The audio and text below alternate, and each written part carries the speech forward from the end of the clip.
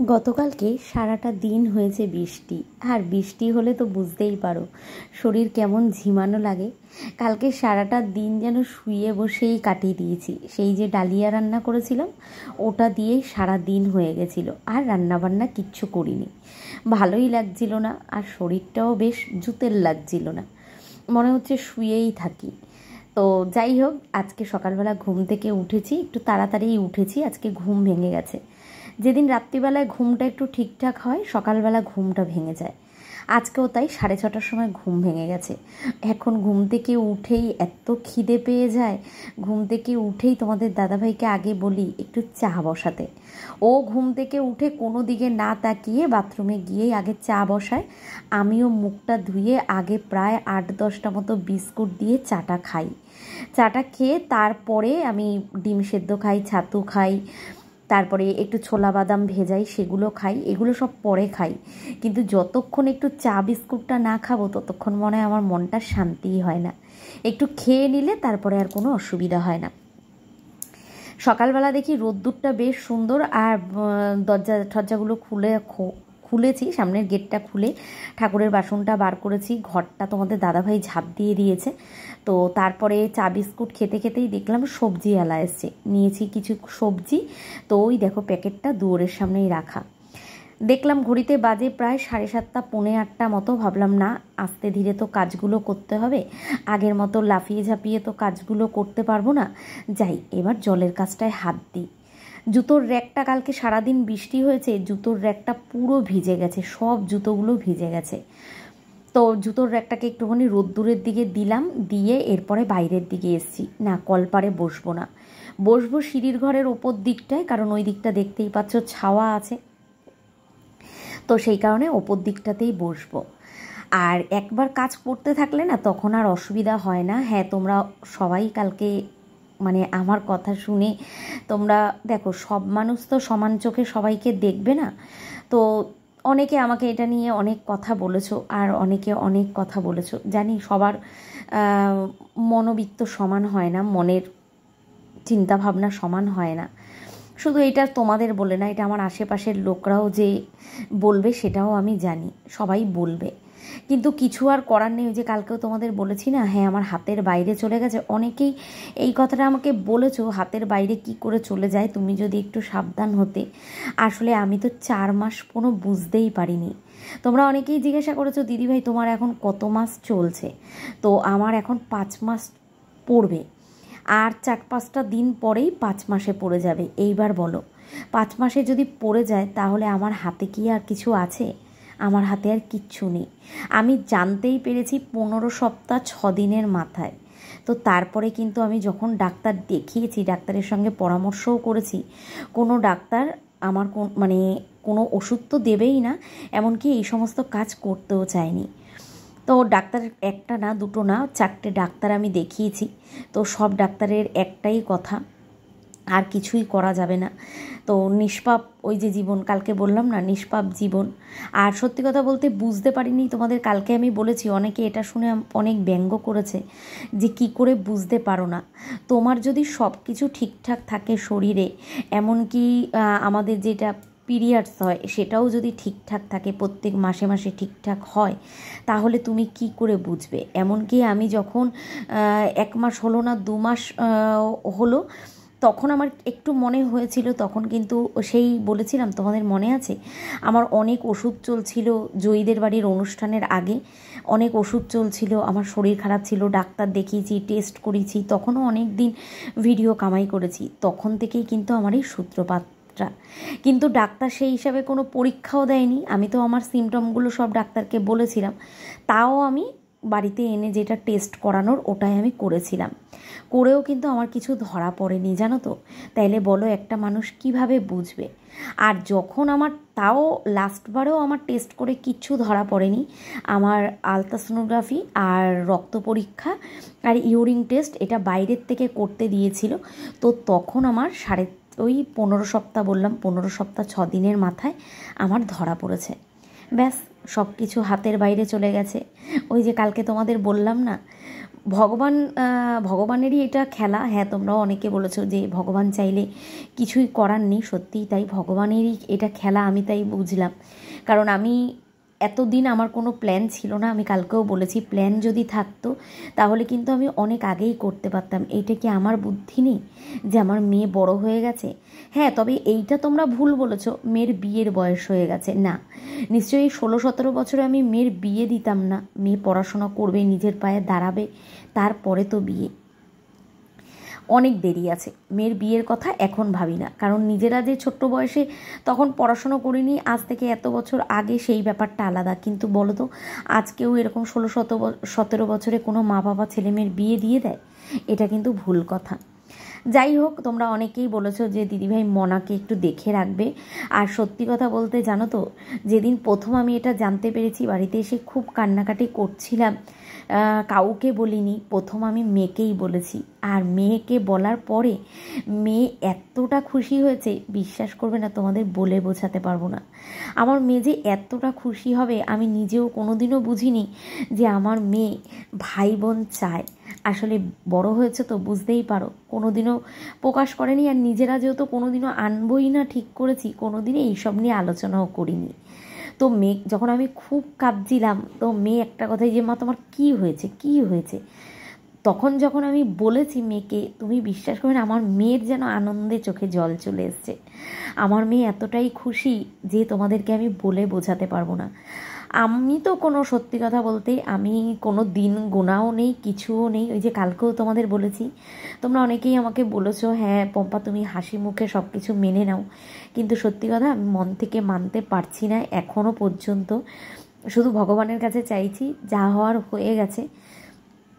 যদি কোনো মিরাক্কেল হয় আমার জীবনে, তাহলে আমার থেকে ভগবানের কাছে ধন্য আর কেউ হবে না। কিন্তু সেটা যে আর হওয়ার না, তাও জানি। যাই হোক, চলো সেটা নিয়েই এখন মেনে চলতে হবে। মেয়ে খুশি, এইটাতেই আমার সবথেকে বড় পাওনা। আর তারপরেও জানো তো কি, আমার মেয়ে সবথেকে বেশি খুশি, ওর খুব ইচ্ছে যে ওর ভাই হবে। আমার মেয়ে আমাকে দেখে বলে যে মা আমার ভাই হবে, দেখো আমার ভাই হবে। যেদিন ও সত্যি জানতে পেরেছে, সেদিন ওর প্রথম ওর মাসির ছেলের কথাই মনে পড়েছে। তোমরাও অনেকে বলেছো দেখো হয়তো তোমার দিদির ছেলেই আসতে পারে, জানি না, ভগবানই জানে। দেখো, সন্তান বাবা মার কাছে সবই সমান, এখন ছেলে হোক মেয়ে হোক যাই হবে সেটাই মা বাবার কাছে সমান। তো সেটা নিয়েই চলতে হবে, তো সেই আশা আমি আর করি না।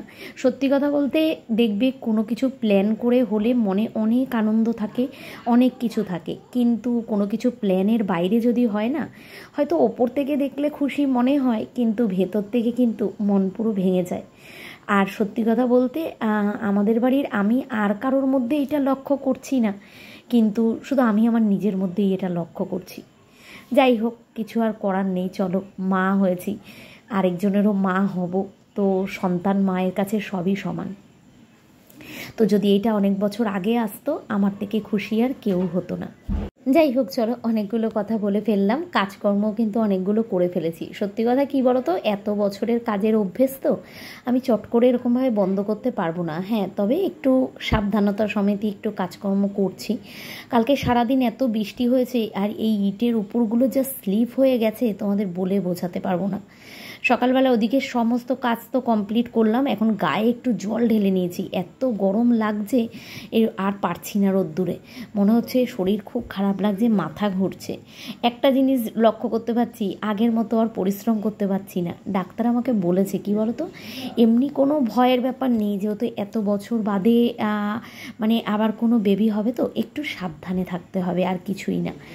কারণ আমার শরীরে, সত্যি কথা বলতে আমার শরীরে এর আগের বার মনে আছে, সেই যে আমার একটা বড় বিপদ ঘটলো, তো তখন থেকেই আমার শরীরে রক্ত কম, তখন আমার 5 বোতল রক্ত দিতে হয়েছে। তো সেইগুলো আমি সব ডাক্তারকে বলেছি, তো সব কিছু পরীক্ষা টেস্ট করানোর পরে আমার এখনও শরীরে রক্ত কম, তো আমাকে একটু রেস্টে থাকতে বলেছে। আর বোঝোই তো, সংসারের কাছ থেকে তো আর রেস্ট হয় না, কাজকর্ম চালিয়ে যেতে হয় ওই কম সম করে করে। তো রাস্তাটার মধ্যে পুরো ব্লিচিং পাউডার দিয়ে একেবারে পরিষ্কার করে অনেকক্ষণ একটু দাঁড়িয়েছিলাম ছাওয়া জায়গায়। এই পাশের বাড়ির দিদির সঙ্গেই গল্প করছিলাম, কেমন আছো ঠাছো। উনি আমাকে সত্যি কথা বলতে দেখা হলেই জিজ্ঞাসা করে, পম্পা কেমন আছো, সাবধানে থেকো, ভালো থেকো, খাওয়া দাওয়া ঠিক করে করো। যখনই দেখা হয় এই দিদির সঙ্গেই গল্প করছিলাম। তারপরে স্নান করে আসলাম, এসেই দেখলাম খিদে খিদে পাচ্ছে, ভাবলাম যে খাওয়ার তো এখনও সকালের দেরি আছে, তো আগে একটু কাজ করি, ছাতুগুলো খেয়ে নিই। ছাতুটা আমার বেশ ভালো লাগে, আগাগোড়াই আমার ভালো লাগে। আর ছাতুটা আমি দেখেছি কী বলতো, অনেকক্ষণ পেটেও থাকে। এত গরম লাগছে, স্নান করে এসে মনে হচ্ছে শরীরটা অস্থির লাগছে, পুরো রোদ্দুরের মধ্যে কাজগুলো করেছি তো অস্থির লাগছে। জামা কাপড়ও কেচেছিলাম, সেগুলো মেয়ে সব মেলে দিয়ে ছাদে চলে গেছে পড়তে। সারাদিন বৃষ্টি হয়েছে তো সামনের ইটগুলো এত স্লিপ হয়ে গেছে, পা দেওয়া যাচ্ছে না। ওই যে বললাম না, ভেবেছি একরকম সব কিছু হয়ে গেল, আর ভেবেছিলাম যে আমাদের এই গলির পেছন দিকটায় না 3-4 বস্তা মতো পাথর ছিল, তো তোমাদের দাদাভাইকে বলেছিলাম যে আমার এই দিকের সব কিছু হয়ে গেছে যখন, তাহলে ওই ঘরের সামনে যেই জায়গাটায় ইট পাতা আছে ওই জায়গার ঢালাইটা করে দিতে। তো জানি না কত কি হবে, তো সেই কারণেই ইটগুলো এত স্লিপ হয়ে গেছে বলে একটু ব্লিচিং পাউডার দিয়ে পরিষ্কার করে দিলাম। স্নান করে আসলাম তো এখন শরীরটা পুরো ছেড়ে দিয়েছে, এখন 10 মিনিট বসবো, বসে এই যে বিছানা টিছানাগুলো সমস্ত কিছু গোছাবো। চাদর তো প্রত্যেক দিনই লাগে, কারণ কালকে রাত্রেবেলা আমরা এসি চালাইনি, কালকে রাত্রেবেলায় ঠান্ডা ঠান্ডাই ওয়েদার ছিল, কালকে আর চালাতে হয়নি, চাদর গায়ে দিতে হয়েছিল। তো এইগুলো সব গুছিয়ে একটু চাদরগুলোকে একটু রোদ্দুরে দেবো, আর বসে একটু নিস্তার নেই। মেয়ের যেহেতু পড়তে গেছে, ছাদে অনেক জামা কাপড় মেলা আছে, সকালে কাচলাম, কালকেরগুলো সব মিলিয়ে ছাদে দেওয়া আছে, আবার বৃষ্টি পড়লেই আবার হুড়োপাড়ি করে যেতে হবে। তো মেয়ে না আসলে আমাকেই দৌড়ে ধরে উঠতে হবে, আর মেয়ে যদি চলে আসে তার মধ্যে ঠিক আছে, ওই কারণে বাইরের দিকে লক্ষ্যটা বেশি রাখতে হচ্ছে। এখন ভাবছি একটুখানি বসবো পাখার তলায়, একটু আরামও করা হয়ে যাবে, আর তার সাথে সাথে সবজিগুলোও কাটবো। সকালবেলা সবজি নিলাম, বাঁধাকপি নিয়েছি, পটল নিয়েছি, ভেন্ডি নিয়েছি, কাঁচা লঙ্কা নিয়েছি, একটু ডাল বাঁধাকপি আর পটল দই দিয়ে করব। এটা ইচ্ছে আছে রান্নাবান্না করার। আর খাওয়া দাওয়া বলতে কী বলতো, মাছ মাংস টাংস সত্যি কথা বলতে আমি একদমই মানে এখন খেতে পারছি না। আগে কোনো তো সমস্যা হয়নি, এখন খাবার দেখলেই যেন মানে গায়ের মধ্যে আগেই পাকিয়ে ওঠে। খাবার খাওয়া তো দূরে থাক, মন করে রান্না করি কিন্তু তারপরে আর খেতে আর পারি না। সকালবেলায় যে ছাতুটা খেলাম তো, এটা আমি সকালবেলাতেই খাই, কিন্তু এই যে আজকে এত বেলা হয়ে গেছে, এখন ছাতুটা খেলাম, পেটটা একটু ঠান্ডা হলো। সকালবেলা ছোলা বাদাম ভিজিয়েছিলাম, ওই ছোলা বাদাম ভেজানোটা খেয়েছি, খেয়ে দিয়ে তারপর চা বিস্কুট খেয়ে তারপরে কাজে হাত দিয়েছিলাম। আর ডিম সেদ্ধ এখন খাইনি, ভাবছি দুপুরবেলায় খেয়ে নেবো ভাতের সাথে একটা ডিম সেদ্ধ, এখন আর খাবো না, ছাতুটা খেয়েছি তো। আর একটু আমমুড়ি খাওয়ার ইচ্ছে আছে সকালবেলায়, ওটাই খাবো। চলো এবার সব কিছু কেটে কুটে রান্নার একটু গুছিয়ে নিই, একটু বসাও হয়ে যাবে, তারপরে ঘর দুয়ারটা গোছাবো। কোনো কিছু করতে আমার খুব একটা অসুবিধে হচ্ছে না, সত্যিই তাই। তোমরা হয়তো আমার কাজ দেখে আবার হয়তো তোমরা আজকেও কমেন্ট করবে। সত্যি কথা, আমার এখনও সেরকম খুব একটা কাজকর্ম করতে কষ্ট হচ্ছে না। হ্যাঁ, আমার যেটা প্রথম থেকেই শুরুর থেকে একটা অসুবিধা আমি দেখেছি, সেটা হচ্ছে আমার শ্বাসকষ্ট। আমি কিন্তু প্রথমেই টেস্টটা মানে এত কিছু ধরা টরা পরে ওই শ্বাসকষ্ট নিয়েই, কারণ আমি দেখছি আমার খুব শ্বাসকষ্ট হচ্ছে, তো সেই হিসাব করে একটু বেশিক্ষণ কাজ করতে পারি না, হাঁপিয়ে যাচ্ছি। আর এই যে সবথেকে বেশি খাটনির কাজ হচ্ছে আমার এই নিচে বসা আর ওঠা। সবজি কাটাটা আমি আবার ছুরি দিয়ে কাটতে পারি না, জানো তো, তোমাদের দাদাভাই বলেছে ছুরি এনে দেবো। তো আমাকে তো কিছু কাজ করতে, যেহেতু ডাক্তার তোমাদের দাদাভাইয়ের সামনেই বারণ করেছে, তো তোমাদের দাদাভাই এর মধ্যে লোকও ঠিক করে ফেলেছে, অনেককে বলে রেখেছে। তো আজকে একজন এসছিল, জানো তো, তোমাদের সঙ্গে কথা বলার পরেই একজন এসছিল, এক দিদিভাই এসছিল, তো কাজ করবে বলে। তো কথা বলেছি, হয়তো কালকের থেকে আসবে, এখনও ঠিক নেই, ফোন করে জানাবে বলেছে, হয়তো কালকের থেকে আসবে। আমার ঘরটা মোছা, বাসনগুলো মাজা, আর এই সিঁড়ির ঘর ঠর দিয়ে ধুইয়ে দেওয়া, আর সপ্তাহে 2 দিন আমার জামা কাপড়গুলো কেচে দেবে। তো এক বালতি করে সপ্তাহে 2 দিন জামা কাপড় কেচে দেবে। তো আমি প্রথমেই তোমাদের দাদাভাইকে বলেছিলাম, দেখো আমাদের মতো ঘরে সত্যি ওই যে বলি না, জানি না ভালো নিয়ে আসবে না খারাপ নিয়ে আসবে, আমি সেটা জানি না, কিন্তু ওই যে বললাম না, একটা একটা করে কাজ করানোর ইচ্ছে ছিল। সত্যি বলতে আমাদের ওপরে ঘর করারও ইচ্ছে ছিল, জানো তো, এর মধ্যেই আমাদের হাত দেওয়ারও কথা ছিল, যে অন্তত কলমগুলো তুলবো, আস্তে আস্তেই অল্প অল্প ইট কিনে মেয়ের জন্য একটা ঘর করব। ওপরে একটা ঘর, বারান্দা, পায়খানা, বাথরুম করার ইচ্ছে ছিল। জানি না আর কতদূর কী হবে, কারণ এখন তো যা দেখি, যা দিনকাল পড়েছে, তো আমাদের সময় এত খরচা ছিল না, আজ থেকে এত বছর আগের কথা বলছি। এখন তো প্রচুর খরচা, জানি না কতদূর কী হবে। আর তারপরে হওয়ার আগে এক খরচা, হওয়ার পরে এক খরচা, আবার মানুষ করা এক খরচা, বুঝতেই পারো। তো সব কিছু নিয়েই অনেক চিন্তা ভাবনায় আছি। তো এই এক্সট্রা কিচ্ছু করার মতো ইচ্ছে আমার নেই। হ্যাঁ, হয়তো বলবে তাহলে এসিটা কেন কিনেছো। সত্যি কথা, ওই যে যেদিন আমি এসি কিনেছিলাম না ফার্স্ট, সেদিনকেই আমরা জানতে পারি। তবে আমার মন মেজাজ তো ভালো ছিল না। তোমাদের দাদাভাই বলেছিল এসি আমি আজকে বাড়িতে কিনে নিয়েই যাব, এই গরমে যাতে তোমারও কষ্ট না হয়, আর আমাদেরও যে আসছে মনে করবো আমরা সে অনেক ভালো নিয়ে আসছে। তো সেই হিসাবে সেদিন আমাদের এসি কেনা হয়েছিল। সেই দিনই তোমাদের দাদাভাই বলেছিল আমাদের লাগবেই, আজকেই আমাদের বাড়িতে ডেলিভারি করতে হবে। তো এইরকম ব্যাপার ছিল জানো তো সেদিন। তো তোমাদের দাদাভাইয়ের মন বলছে যে কিছু ভালো হবে, হয়তো ও অনেক ভালো নিয়েই আসবে, কিন্তু ও কী বলো তো, এখন হুটপুট কোনো কিছু করতে না খুব গায়ে লাগছে। তো টাকা পয়সাগুলো জমিয়ে রাখতে হচ্ছে। তো আমি তোমাদের দাদাভাইকে বলেছিলাম এই মুহূর্তে আমার কোনো কাজের লোক দরকার নেই, আমার পেছন দিকে দরকার, কারণ যদি সিজারেই আবার বেবি হয় তো তখন আমার দরকার, তো এখন আমার লাগবে না। কিন্তু কে কার কথা শোনে না, ও এখন থেকেই লোক রাখবে। তো আমার মা দিদি সবাই ওরা তাই বলছে যে না লোক রাখ, কারণ এত বছর পর হচ্ছে, কোনো সমস্যা হলে, আর এখন তো সমস্যাটা একদম ঘরে ঘরে আমি নিজেও দেখেছি। তো সেই কারণে মানে লোক রাখা, এখনও টাকা পয়সার কথা ঠিকঠাক হয়নি, ওটা তোমাদের জানিয়ে দেবো।